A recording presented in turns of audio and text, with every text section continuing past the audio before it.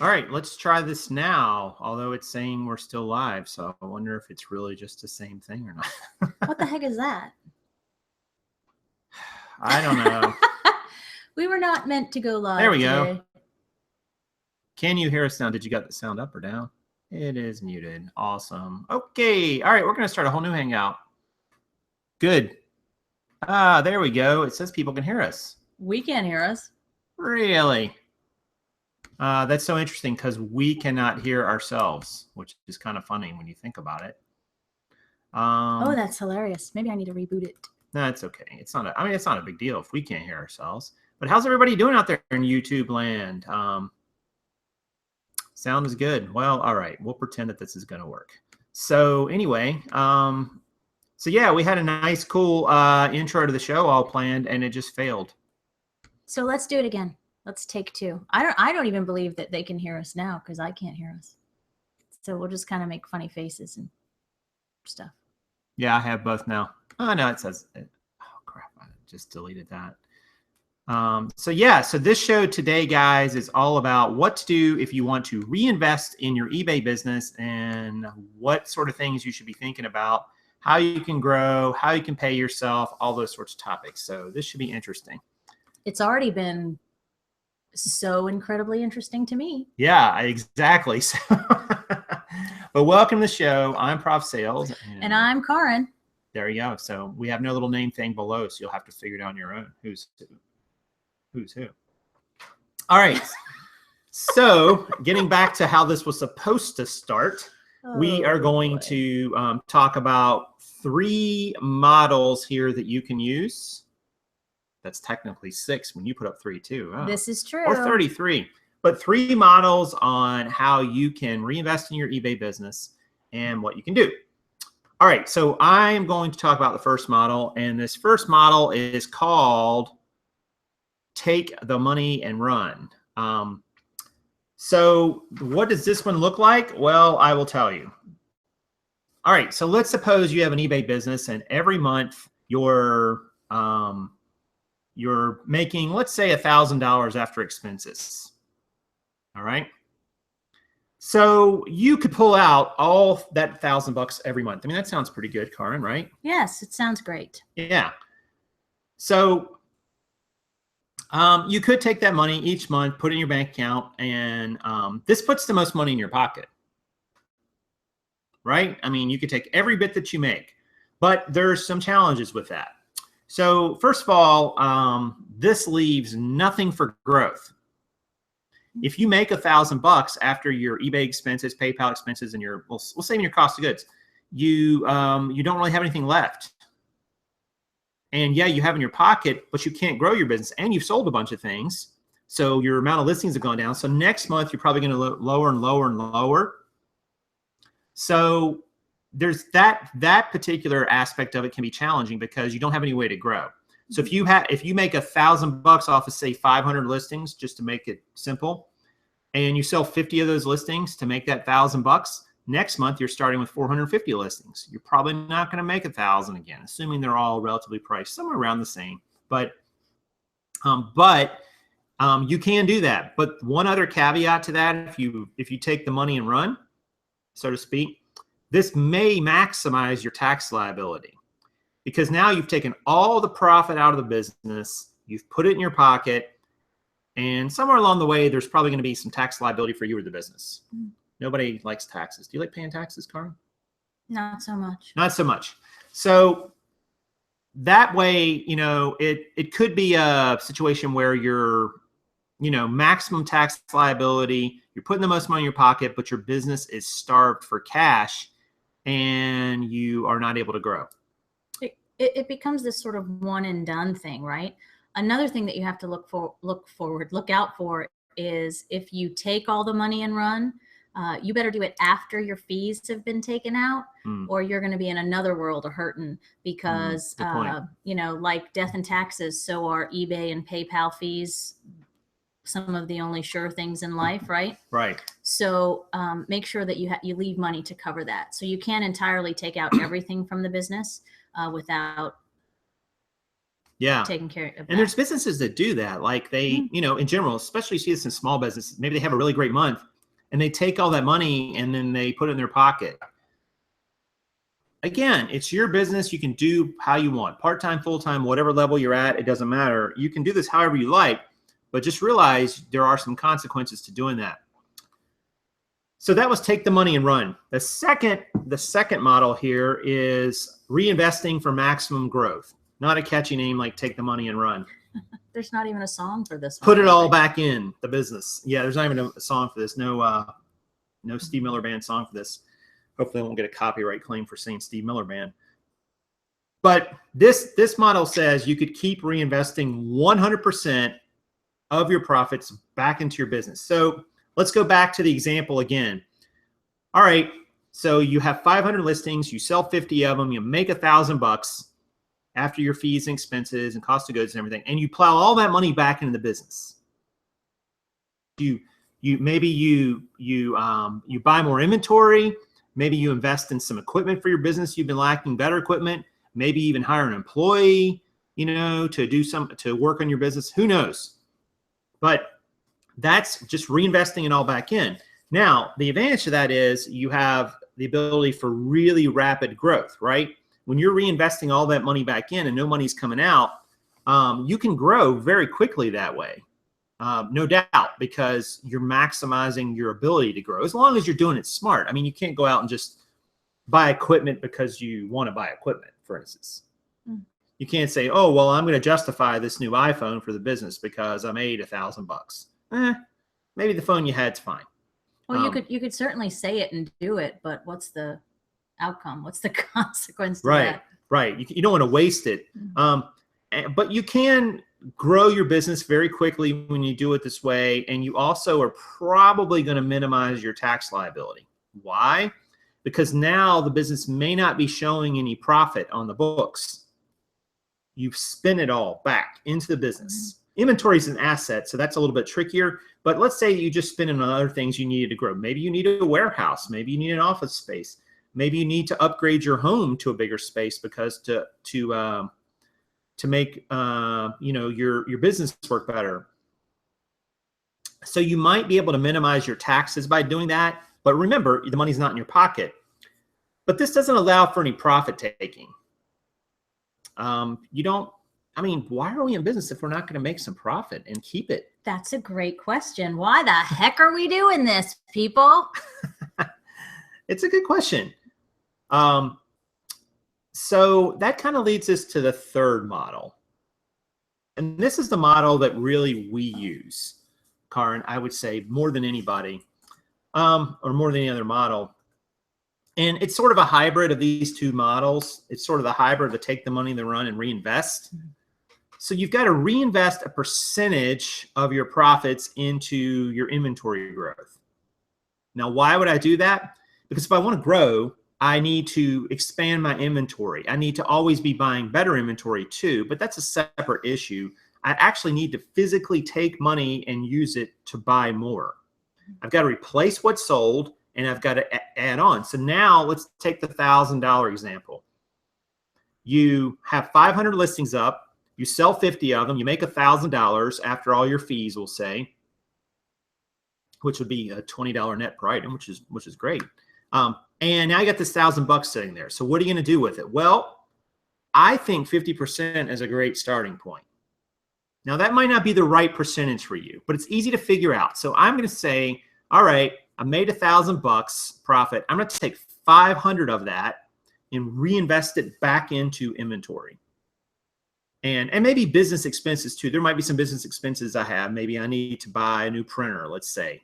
And you're always going to have, you're always going to have like the ongoing expenses like supplies and, paper and labels and stuff like that. But I might say, all right, I'm going to take $500 of that and I'm going to go buy more inventory. Now that means I got to get it listed, right? Photographed, all that good stuff, figure out where to put it. But that kind of gives you an easy, quick number. 50% might not be the right number for you and your business. You might want to do less, you might want to do more, but it's a good starting point. Remember, this is 50% of what you made after all your expenses were paid last month. So it's an easy number to figure out if you're tracking along with your business results. So you used to have a business, a retail business. Mm-hmm. And how did you guys handle profit each month? What did you do? If you had a profitable month, what did you do with the money? We bought more stuff. Did you really? Or did you spend it? Yeah, no. And we had a great accountant and I'll just leave it at that. But yeah, I mean, if you're not making money, and when we first started making this list, we talked about, there's myriad types of sellers, but there's full-time and part-time folks, right? So in coming up with your way here, I think it depends. And we talked about you and I would have a different approach. I think it really depends on why you're doing it. I know we joked about that earlier, but are you in it just to raise money for an event or an item or a specific thing? Maybe you need a new Fitbit, hint, hint, hint. Or you need to pay your electric bill, or, hint, hint. Or, oh, you're so funny. Or, part-time versus full-time folks also, if you have a regular 9 to 5, you've got that income that is you can rely on. Right. Not only is it paying your regular bills, but it's also giving you additional capital to put towards this online stuff, right? So I think that plays a role in what you do and how you do it. Absolutely. And that's a good point about if you're part-time or full-time. And that calculation might be better. Like I would say in a vacuum, if you're more part-time at this, I would try to reinvest for maximum growth. If you're full-time though, using this hybrid model, maybe you reinvest half your profits. And then at some point, guys, you need to pay yourself a salary. And you need to pay yourself a salary. And I'm going to tell you why, for a few reasons. One, it's pretty cool to get paid by the business that you run. That's a cool thing. That tends to work out. And you're going to need the money for other things in your life, right? Especially if you're full-time, you're going to need money to live. You're going to need money to pay your bills and expenses, all that good stuff. But there's another reason here too, and I always want to have an eye for this, is that there's actually two other reasons. One of the other reasons is that if you're doing this full-time and you've created a business around this, whether you're a sole proprietor or an LLC or a corporation, the IRS and the state you live in are going to look favorably on your business if you pay yourself a salary. If you don't, they don't look so favorably on that. And in some cases, you could, run afoul of the tax regulations if you're not paying yourself some sort of salary and you consider yourself full-time in this. You're employed as a sole proprietor, or your company, you're an employee of that. Like in my case, I have a corporation. I have to pay myself a salary, and it needs to be reasonable. Now, what's reasonable? That can get into a whole nother discussion that's really beyond the scope of this video. But reasonable is not paying yourself $1, and it might not. And reasonable is maybe not paying yourself 100% of all the dollars that come in either. But there's somewhere in between there where you have to make some sort of accounting for it. But the third reason that I think you should pay yourself a salary is that it keeps you in a business frame of mind. Most of you guys out there have probably worked somewhere else. You work for another company or business. And when you go there, you put in work and you expect at some point, a week later, 2 weeks later, a month later, whatever, to get paid a salary. They've told you, we're going to pay you X number of dollars for Y. Simple.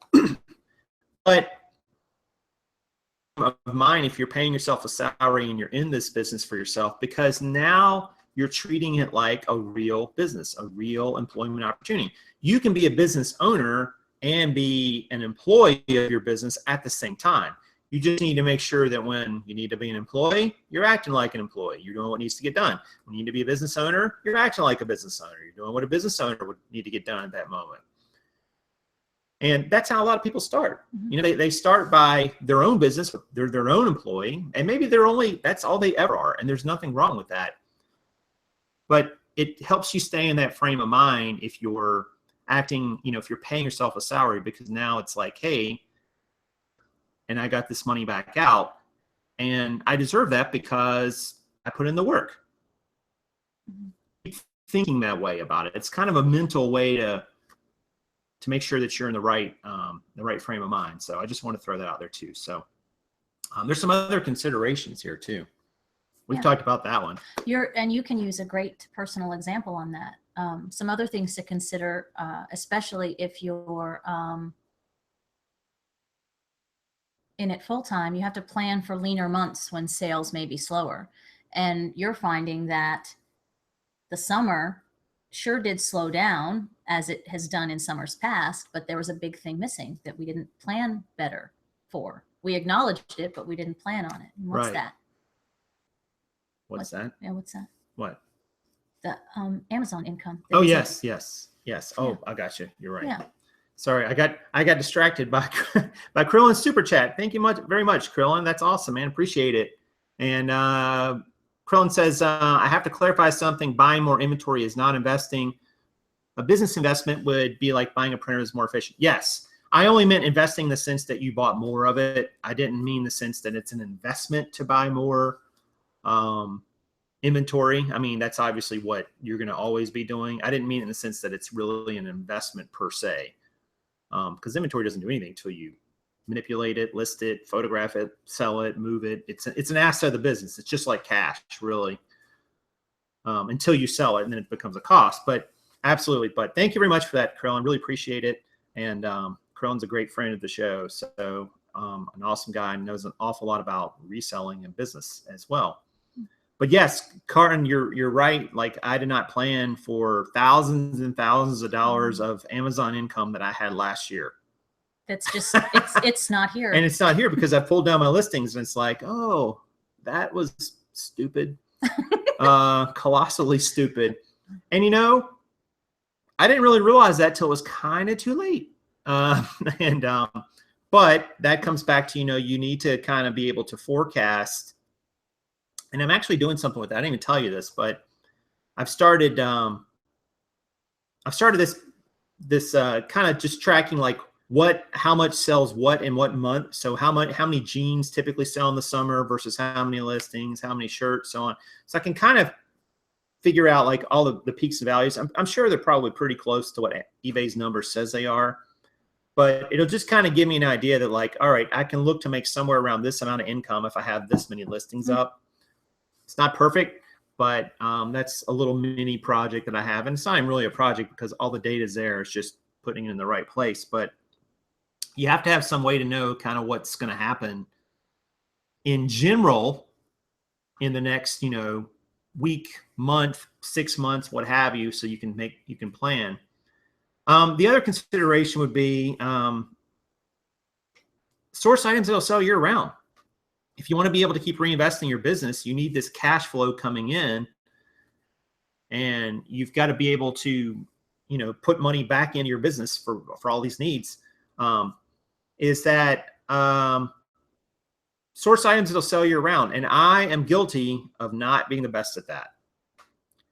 Newsflash for all you jean sellers out there or wannabe jean sellers, they don't sell very well in the summer.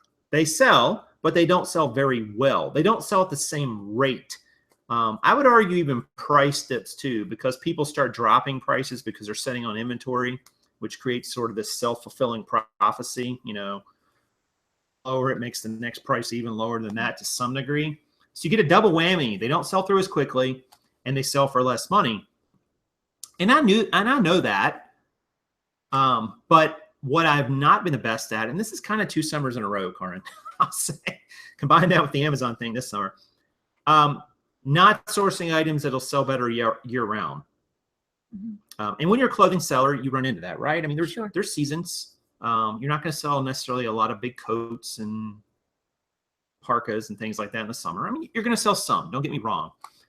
But if you can kind of keep that constant selling going year round, even in the slow months for whatever your main niches are, you don't get these big, huge fluctuations in your money coming in your business. So you can always kind of keep putting money back in your business for whatever you need it for, or even just to save it for those slower times. So we did not save a lot for the summer. No, we didn't. So anyway, yeah. Let's see here. There's a couple questions and comments here. The reason I'm saying that is that a lot of resellers talk about return on investment, but that's not accurate. ROIs for investments, no, not sales inventory. They should be using markup percentage. Yeah, absolutely. I mean, they're using the terms interchangeably, but they're not really 100% accurate for sure. Cassidy, hi, and welcome to the reselling arena. Yes, if you are a clothing seller online, it does tend to slow down for the summer, and we're all hopeful that it'll start to pick up again here end of August, September, as school starts and people get their head out of the economic sand, so to speak. Yeah, and if you guys have questions, just type the word question in front of it, or question mark, question mark, question mark. Yeah, so we can do that. But thank you guys for showing up today.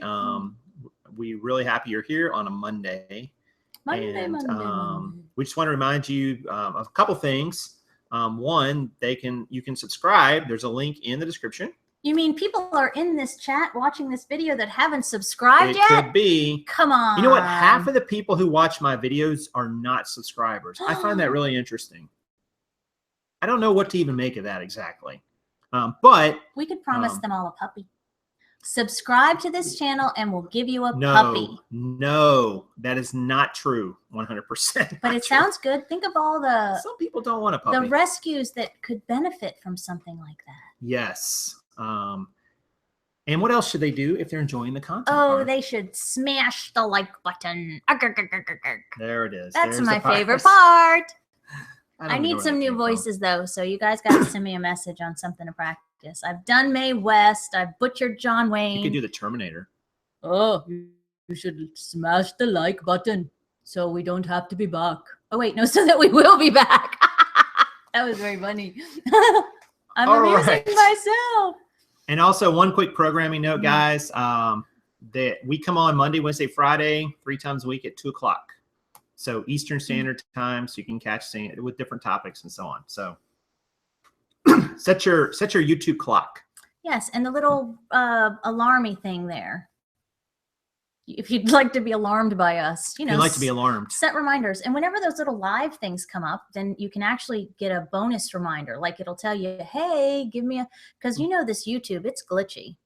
And yeah, puppies and Cadillacs and free jet with subscription. Yeah. Oh my. 10K on the Bay. That's for your channel. If you go to 10K on the Bay, you can get a free Cadillac with a like or a free jet subscription. And I think he'll send you some free jeans too. I heard something about that. Yeah. Yep. Absolutely. Lots of free stuff over at 10K on the Bay.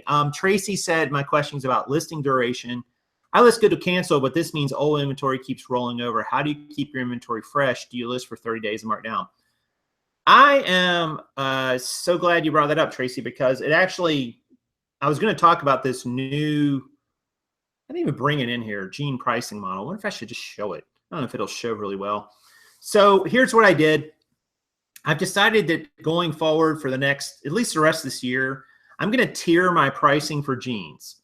So I've got kind of a top tier. These are genes that are maybe should sell for a pretty good price.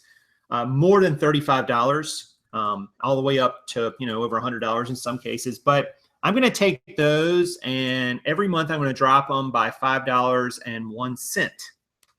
And once they get to $35.01, I'm just going to hold them there good till cancel. So it'll be 30-day listings till then. The bulk of my jeans, though, will be in the mid-tier and the lower tier. The mid-tier jeans, I'm going to start at $35, and I'm going to drop them basically a penny every month for 6 months. At the end of 6 months, I will drop them to $25 and make them good till cancel. And then the other jeans that I have, the lower tier jeans in terms of price, will start at $25, drop them a penny each month, and stop them at $20 for good till cancel. Now that sounds complicated, but it's really not. Why drop them a penny each month? 2 reasons, and this goes right to your question, Tracy. One, it changes the listing somewhat in eBay's algorithm because now they see something's changed with the listing. Mm-hmm. So theoretically, it might make them sort of re-index that item. It might get pushed up in search. We'll see. 2, by doing it like a penny each time, I can sort my unsolds as they fall out each day and say, all right, these 10 I need to drop to this price, bulk edit. These 12 I need to bulk to this price, bulk edit. These 10 are going down to the bottom price. Now they're one price and good till canceled. And it's just going to allow me to kind of keep track of where the item is in the sale, in the age of the item. I think 6 months is a good period of time to try to sell any period of jeans or any type of jeans. If it isn't sold in 6 months, unless it's something really unique, I think you should probably try to liquidate it best you can. I'm not going to say sell it for nothing. And all those prices I just quoted will be with free shipping. So I'm gonna move back towards the free shipping model. We'll see how that works. But a couple things there. It's going to refresh listings and use free shipping and allow me to kind of keep track of my aged inventory as I go. So hopefully that sort of made sense. I may need to cover that in another video, a little more in depth to kind of explain it, but it made sense in my brain. And we kind of did something similar a while back. And this is just another, once again, we're the guinea pigs trying things so you don't have to. But you tried something similar with pricing, and it's a way to track and also on your spreadsheet to age it and gauge it appropriately. Right. So we're going to give it a whirl. Yeah, we'll see how it works. And, you know, I just want to move product. It really comes down to that. It comes down to cash flow, just what you're talking about at the beginning of this video. So you got to have cash flow. That's funny.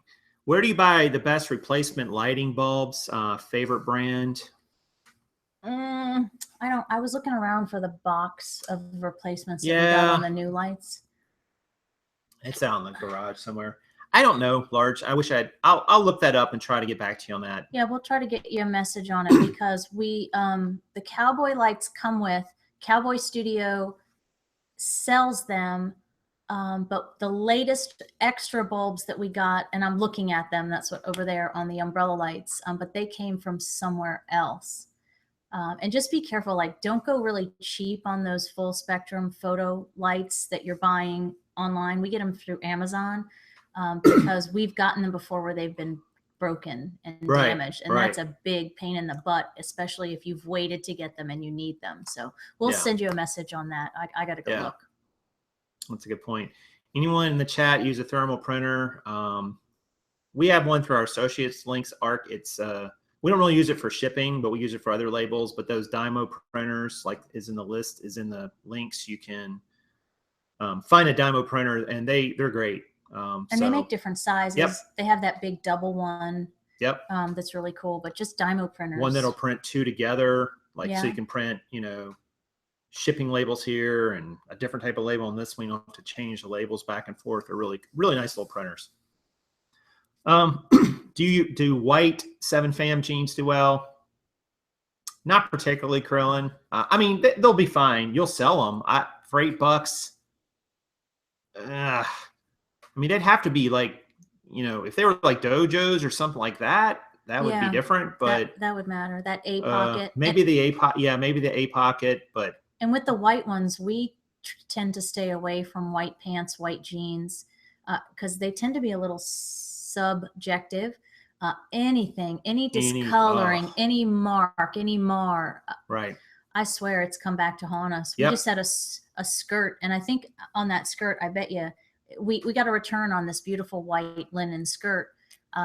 It was new with tags. Right. And they said it didn't fit.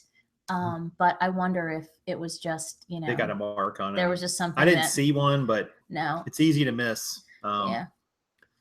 Do you guys typically ship flat rate envelope? Yes. Padded flat rates. Yes. Do you run any markdown manager sales at all? I have, Diana. I'm not going to run as many, I don't think, going forward. I want to try this pricing and see if this kind of resets the search algorithms. And I'm just kind of curious on how it'll do. I mean, I can run, I'm running price some markdowns right now, but going forward, I don't think I'm going to run quite as many. I'm not convinced that they help you, but we'll see. Are you joining eBay's new guaranteed shipping program? Can you explain it?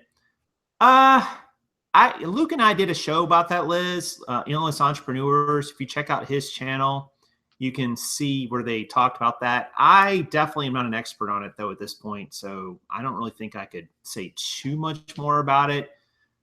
So we, you know, we just kind of looked into it. We'll see. Yeah, somebody said that in addition to white clothing being Hank's nemesis, it's deceptive in thrift stores. Yeah. And, you know, we run into that, too. The lighting is just abysmal. But more so in our Goodwills, they use the fluorescent lighting. and talk Oh about, yeah, very difficult. oh my gosh, that just, it changes the color of a lot of things. So Right. just, you know, just with white things in particular, just be careful. So I need to talk about some thievery.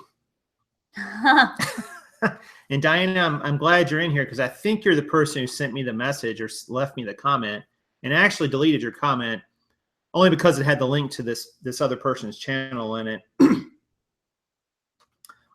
There's a person out there, I'm not going to give their name, but they started a YouTube channel, and for whatever reason they decide to upload like about 30 or 40 of my videos complete to their channel.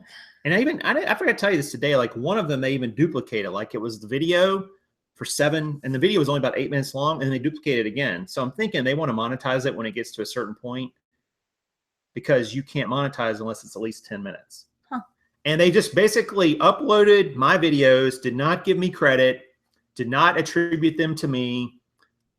And just, they kind of look like, if you just saw the channel, you would think that they were their videos. This person doesn't have a picture on their, and so. Well, and first of all, Diana, and anybody out there for that matter, whenever you see something like that, thank you so much. And do take that extra step to let people know, because we brought it up. It was right before we went to sleep, and here it was. And I'm like, hey, that's me. I don't remember being on, wait a minute, so-and-so's channel. Yeah. And this is not like some other big YouTube content creator. This person, literally the only videos they have up are mine. And it's a brand new channel. So we're curious. Right. You say what you've done so far, and then we can. So I've looked into it. I've left a comment for this person to take it down. You know, they probably won't. I really wouldn't have an issue with them leaving them up if they gave me credit. But when I look at them, it looks like they've changed the tags, they've changed the keywords, they've shortened the description out so that my name's not in it. I mean, obviously I'm saying it on some of the videos, but I'm guessing this person did one of two things. It's possible they just wanted to watch all these videos and just thought they would upload them to their channel and watch them later. Yeah, they're going to save them for later. It's possible. Or it could be that they're wanting to build a channel using other people's content. And once it gets up to 10,000 views, they will start monetizing. That's the level now that YouTube requires you to have. You need to have at least 10,000 views total between all your videos before you can start putting ads on your videos. Because I found it interesting, because one of the videos they took was only 7.5 minutes long. And that's what I was telling Karin a moment ago. They literally took the video, uploaded it, added it on again. So now it's more than 10 minutes long. So it will be able to have an ad eventually, even though it's just duplicating itself. It's because I went to go look at it and compared it to mine, and I went, my video was only like 7.5 minutes long. Why is there's like 15? Because they literally just added it onto the second one. So that makes me think that they're up to no good. The reality is, it's a pain in the butt to take them all down. I have to go through a DMCA complaint for each video. Just like kick them out, like get like you cannot 86 their entire freaking channel. YouTube doesn't allow you to do that. I literally have to post a link to each one. Then there will be a link, like something will get posted on those videos saying that it's a copyright complaint, blah, blah, blah. It's a big thing. So this is going to be a thing. So we're going to make it the subject of our entire show, I think. Yeah. So if you see another YouTuber's videos out there, guys, on someone else's channel, please let that YouTuber know, because chances are they did not give them permission to do that. Pass it off like it's your own content. I mean, and that's kind of what I feel like this person's doing. Oh, look what Diana just said. And I don't know if that's for sure, but anyway, just let the person know, because that's not cool. I mean, nobody wants to have their content stolen. I work hard to produce content, so does Karin. And we certainly don't want people out there just ripping it off, passing it off as their own. Well, and 20, 30 years ago, intellectual property, those words mattered. And it's still, you guys know that that's something that's near and dear to me. It's not okay to steal my t-shirt designs. It's not okay to use my photographs without my permission. I mean, get some creativity and get your own life and do it on your own. Sorry. But that's just ridiculous. And I bet you're right. It could be that whole views thing. Yeah, I think that's what they're trying to do eventually. Yeah, not going to happen. So we will keep you guys posted on what happens next. That's just ridiculous. And Hank asked, what they do, take videos of your videos with their phone exception. No, you can actually upload someone else's video to your channel. Like, you guys have probably seen this. You'll see people put together playlists of like music videos, for instance, right? And they'll create a channel and they'll have a playlist of like, classic rock, and it'll go to like the actual rock videos of those artists. The differences are, one, you can't monetize that. All the royalties, all the money would go to the owner of the artist video. And two, they have to give credit to where the video originally came from. You can't pass it off as your own. That's what this person's doing. They're clearly not telling people, hey, I didn't create this content, Prof Sales did. I don't know why I got picked. Just lucky, I guess.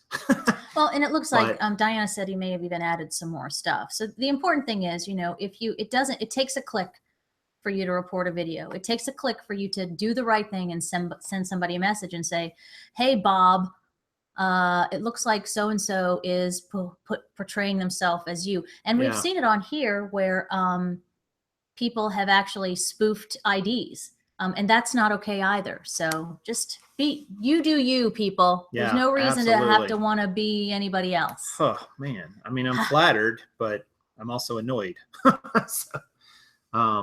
Swimmerization, thank you very much for that super chat. $5, really appreciate that, ma'am or sir. Not sure which one you are, but Swimmer. Definitely much appreciated. So thank you. We really do appreciate anytime anybody does a super chat. It's pretty cool. So yeah, so a couple other things that we're heading to the end here, I think. Tonight, 8, is that 8? I think it's 8. What are you doing? Yeah, so tonight we're having a really cool show. Yep, 8 o'clock. I will post a link up here. Mrs. Okay, thank you. Miss Swimmer, she's a swimette. I will post a link to Reseller Rehab with one of our own Carolina resellers, Jennifer, who is going to be on the show. So it's a brand new series where we are going to dissect her business and help her with her business challenges live on the air. You get to be a part of it.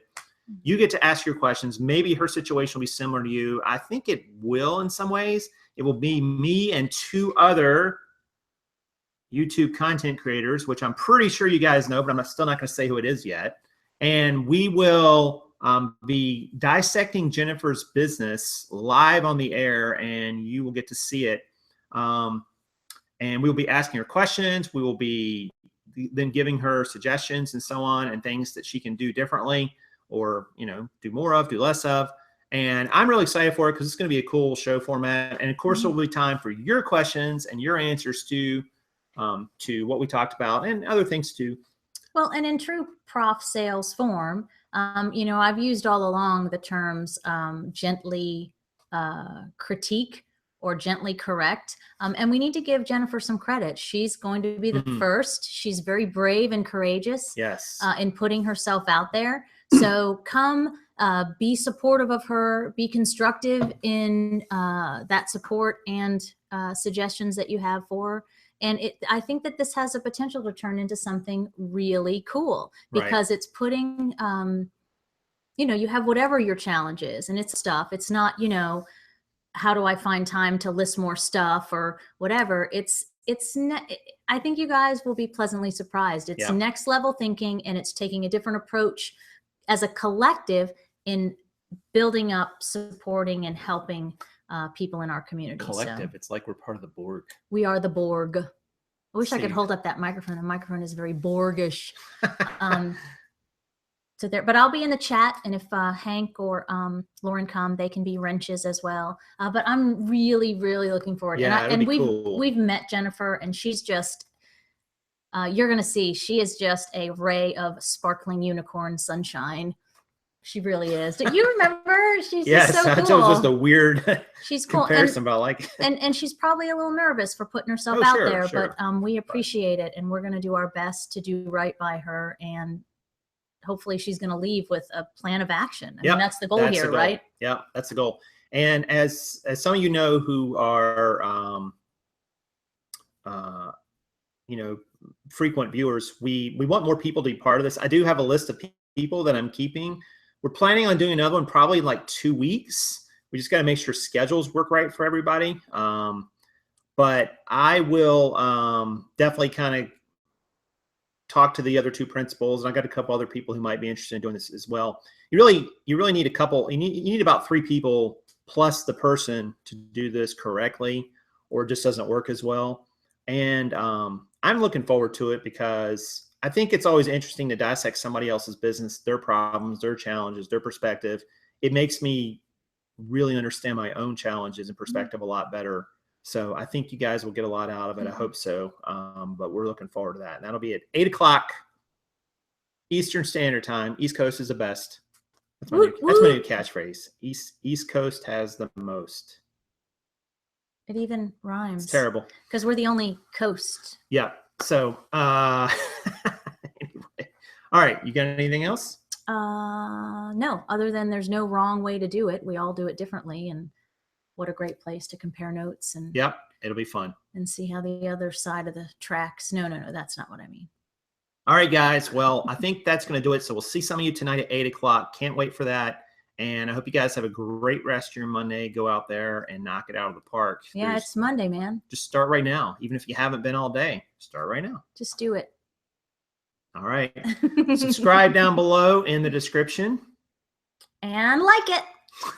Hit the like button if you liked it. So, all right, guys, we'll talk to you very soon. We'll see you tonight, and hope you have an awesome day. Yeah. Thanks for coming, everybody. All right. Prof Sales. And Karin saying good sales to you.